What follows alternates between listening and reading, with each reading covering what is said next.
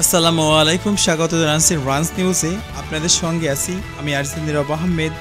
আজ জানাবো বাংলাদেশের এক আলোচিত খবর।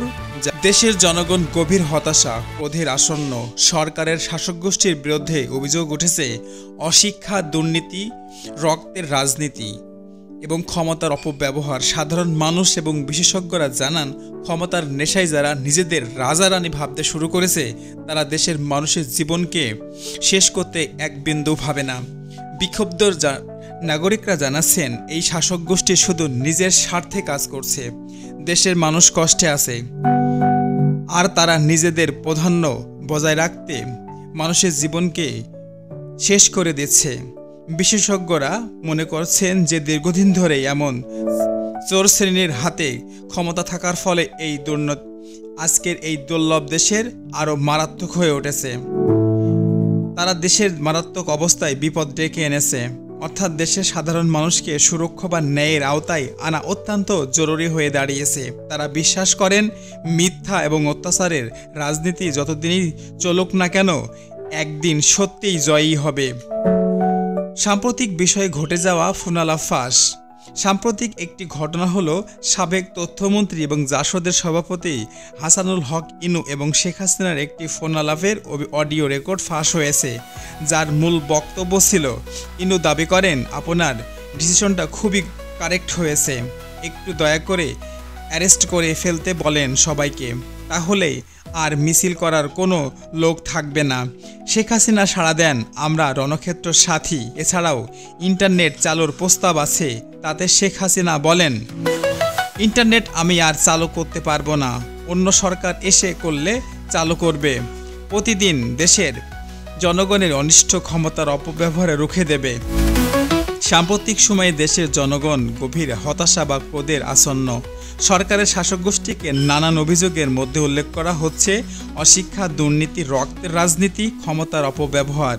সাধারণ মানুষ অভিযোগ করছে, ক্ষমতার নেশায় যারা নিজেদের রাজা বা রানী মনে করছে, তারা দেশের মানুষকে কষ্ট দিতে একবারও চেষ্টা করে না, তাদের কাজেই তারা অবিরাম চেষ্টা করছে।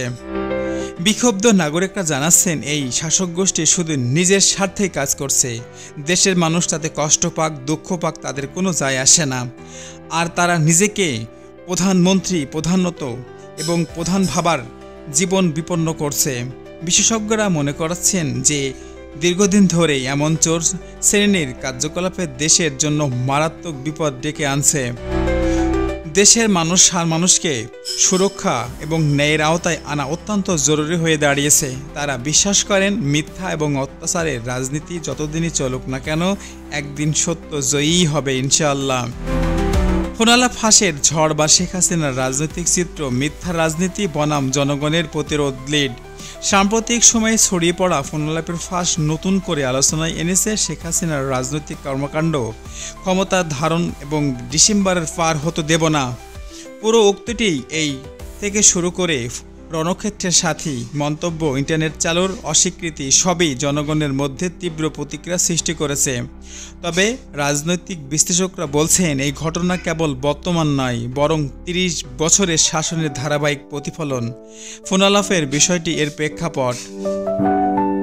১৭ এবং ১৮ আগস্ট ২০২৫ তারিখের সাবেক তথ্যমন্ত্রী জাসদ সভাপতি হাসানুল হক ইনু এবং শেখ হাসিনার ফোনালাপ ফাঁসের খবর নিয়ে অডিও দেখা যায় যে ইনু শেখ হাসিনাকে পরামর্শ দিচ্ছে, আর আপনার ডিসিশনটা খুবই কারেক্ট হয়েছে ম্যাডাম, একটু দয়া করে অ্যারেস্ট করে ফেলতে বলেন সবাইকে, তাহলে আর মিছিল করার লোক থাকবে না। উত্তরে শেখ হাসিনা বলেন, আমরা রণক্ষেত্রের সাথী। এতে দেখা যায় ক্ষমতার অপব্যবহারের জন্য দমননীতি এবং প্রশাসনিক ব্যবস্থার ব্যবহার করার মনোভাব। এছাড়া ইন্টারনেট চালুর প্রস্তাবে তিনি স্পষ্টভাবে বলেন, ইন্টারনেট আমি আর চালু করতে পারবো না, অন্য সরকার এসে করলে চালু করবে, নাই তো নয়। জনমতের প্রতিক্রিয়া। ফোনালাপ ফাঁসের পর জনমনে নতুন মাত্রার ক্ষোভ দেখা দিয়েছে। সমালোচকরা তাকে বর্ণনা করেছেন যে অশিক্ষিত মানসিকতার শাসক, যিনি শিক্ষার সাথে আচরণের অসঙ্গতি প্রকাশ করেছে। চোর বা রাষ্ট্রীয় সম্পদ লুণ্ঠনকারী শাসক, যার কর্মকাণ্ড দুর্নীতি, দমননীতি এবং গুণ এবং খুনের সঙ্গী সাথী এবং হুকুমদাতা হিসেবে যে নিজেকে বারবার এই ফোনালাপ ফাঁস করছেন সে নিজেই। জনগণের মানের ভিতরে ভিত্তি সঞ্চার এবং ফোনালাপের মাধ্যমে মানুষকে ভয় দেখানো তার প্রধান নেশা। জনগণ তাকে এমন প্রতিহত করেছে যাতে আর কখনো 100 বছরের ভিতরে এই ধরনের শাসক গোষ্ঠী আর ফিরে আসবে না। রাজনৈতিক দলের ভিতরে ভিত্তি সঞ্চার করা এবং বারবার ক্ষমতার লোভে সে পাগল হয়ে গেছে। তাই ফোনালাপ নিজেই ফাঁস করে জনগণের ভিতরে ভিত্তি সঞ্চয় করার জন্য বিভিন্ন গণমাধ্যমে একের পর এক ছড়িয়ে যাচ্ছে। বাংলাদেশের জনগণ সচেতন এখন, আর ওই ফোনালাপ আর মানুষ ভয় পায় না, পাত্তা দেয় না। এই ডাইনি খুনি হাসিনা যতদিন ছিল দেশের মানুষকে খুন, গুণ এবং বিভিন্ন রকম নির্যাতন করে দেশকে এক অধপতনের দিকে নিয়ে গেছে। মানুষ এখন শিক্ষিত, স্বশিক্ষিত এবং মানুষ বোঝে কোনটা ভালো এবং কোনটা মন্দ। এমন দুর্নীতি আর পৃথিবীতে আর কখনো কোনো রাষ্ট্রনায়ক করতে পারবে না। তিনি ছিলেন রক্তপিপাসু, বিরোধীদের হত্যা বা নিপীড়নের তার দায় প্রমাণিত। রানী ভাবেন শাসক গণতন্ত্রকে অবজ্ঞা করে স্বৈরাচারীর আচরণ অমানুষ, কারণ জনগণকে দমন আর কষ্ট দেওয়াই ছিল তার একমাত্র প্রধান কাজ। একজন নাগরিক মন্তব্য করেছেন, এমন শাসক আর নয়, পৃথিবীতে রাজনীতি সহ্য হবে না, এমন মিথ্যা রাজনীতি আর সহ্য কখনোই করব না। এবার বিচার চাই, মৃত্যুদণ্ড, একবার নয় 1000 বার, 1000 বার তাকে মৃত্যুদণ্ড দেওয়া হবে। সে যেন অপরাধ করছে তার জন্য ইতিহাস ক্ষমা করবে না। ইতিহাসের প্রেক্ষাপটে শেখ হাসিনার 30 বছরের শাসনকাল থেকে দেখেছেন ক্ষমতা ধরে রাখার জন্য দমননীতি, রাজনৈতিক হস্তক্ষেপ কতটা গুরুত্বপূর্ণ হয়ে দাঁড়িয়েছে।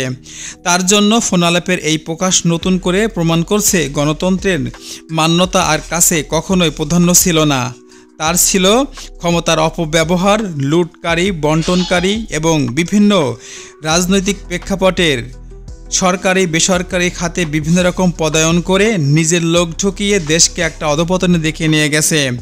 বিশ্লেষকরা মনে করছেন যে ফোনালাপ ফাঁস কেবল সাম্প্রতিক ঘটনা নয়, এটি দেখানো হচ্ছে রাজনৈতিক পরিমণ্ডলে নেতাদের কৌশল, ক্ষমতার অপব্যবহার জনগণের উপর প্রভাব ফেলবে। এটি একটি গুরুত্বপূর্ণ পদক্ষেপ যা জনগণের ক্ষোভকে নতুন মাত্রায় প্রকাশ করবে, ভবিষ্যতের রাজনৈতিক আন্দোলনের সম্ভাব্য প্রেক্ষাপট বা নির্দেশ করছে। ফোনালাপ ফাঁস নতুন মাত্রায় আলোচনায় এসেছে শেখ হাসিনার ক্ষমতা, তার রাজনৈতিক নীতি বা জনগণের প্রতিক্রিয়া।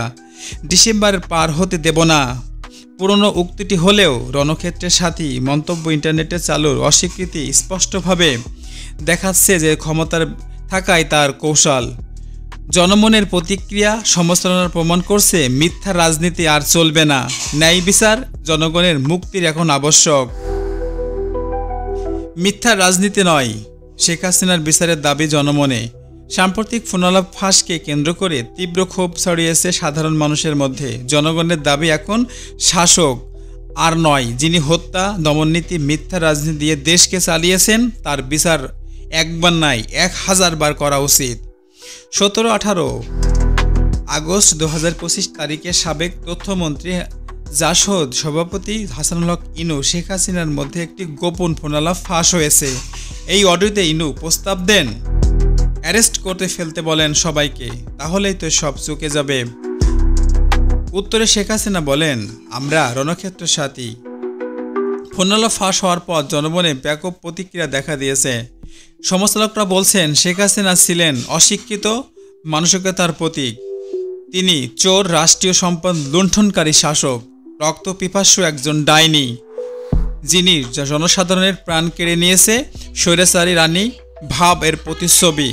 অভিযোগ উঠেছে তার প্রধান কাজ ছিল জনগণকে দমন করা, বিরোধী দলকে হত্যা করা, ভয়ের রাজনীতি দিয়ে ক্ষমতায় ধরে রাখা। একজন ক্ষুব্ধ নাগরিক বলেন, এমন শাসক জনগণ চায় না, মিথ্যা রাজনীতি আর সহ্য হবে না। এবার বিচার চাই, মৃত্যুদণ্ড, একবার নয় 1000 বার হলেও আমার মনের মধ্যে ক্ষোভ যাবে না। সে যে অপরাধ করেছে তার জন্য ইতিহাস কখনো তাকে ক্ষমা করবে না। বর্তমানে সাধারণ মানুষের মধ্যে একটি স্লোগান প্রতিচ্ছবি হচ্ছে, ন্যায় বিচার চাই, মুক্তি চাই, মিথ্যা রাজনীতি আর হবে না এই দেশে। দেশের মানুষের আশা করছে আগামী দিনে ক্ষমতার অপব্যবহার বন্ধ হবে, ন্যায় শান্তি প্রতিষ্ঠাতা পাবে। জনগণ জানাচ্ছে এক চোর শ্রেণীর বিরুদ্ধে আমরা লড়াই চালাবো, যাতে দেশ সত্যিকারের অর্থে স্বাধীন বা নিরাপদ হতে পারে। শেষ করব রান্স নিউজ। তার আগে ইতিহাস প্রেক্ষাপট, হাসিনা ৩০ বছর শাসনামলের জনগণের মাত্রা, মিডিয়া এবং বিশ্লেষকরা কি জানিয়েছে তার আগে জেনে যাব। দেশের জনগণ বর্তমানে গভীর হতাশা বা ক্রোধের অবদ্ধ প্রতিটি প্রান্তে লক্ষ্য করা যাচ্ছে। জনমনে ভয়, অসন্তোষ বা সংখ্যা, সরকারের শাসকগোষ্ঠীকে নিয়ে ক্রমবর্ধমান অভিযোগ উঠেছে। অশিক্ষা, দুর্নীতির, রক্তের রাজনীতি, ক্ষমতার অপব্যবহার। সাধারণ মানুষ, বিশেষজ্ঞরা এক কণ্ঠে জানাচ্ছে, যারা ক্ষমতার আসনে নিজেদের রাজা রানী ভাবছে তারা দেশের মানুষের জীবন ক্রমাগত বিপন্ন করছে। এই পরিস্থিতিতে দেশের প্রতিটি স্তরে শিক্ষা, অর্থনীতি, স্বাস্থ্য, নিরাপত্তা জনগণ বঞ্চিত হচ্ছে। তারা অনুভব করছে রাজনীতির মূল উদ্দেশ্য জনগণের কল্যাণ নয়, বরং ক্ষমতার দখল এবং স্বার্থ সংক্রান্ত মানসিকতান্ত্রিক প্রাধান্য। সমাজের ক্ষুব্ধ মানুষ থেকে শুরু করে বিশ্লেষক এবং রাজনীতিবিদ পর্যন্ত সবাই দাবি করছে, এই চোর শ্রেণীর কার্যক্রম যদি অব্যাহত থাকে তাহলে দেশের স্থায়ী উন্নয়ন, সামাজিক স্থিতিশীলতা এবং গণতন্ত্রের মূল্য হারিয়ে যাবে। সাধারণ মানুষের চোখে সরকার নীতি বা কর্মপদ্ধতি এখনও বিশ্বাসযোগ্য নয়।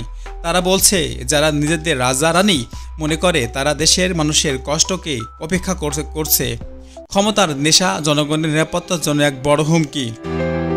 ক্ষমতার ব্যবহারের প্রকৃতি। সাম্প্রতিক সময়ের ফাঁস হওয়া ফোনালাপ দেখিয়েছে যে দেশের শাসক গোষ্ঠী ক্ষমতার জন্য কোনো দ্বিধা ছাড়ছে না।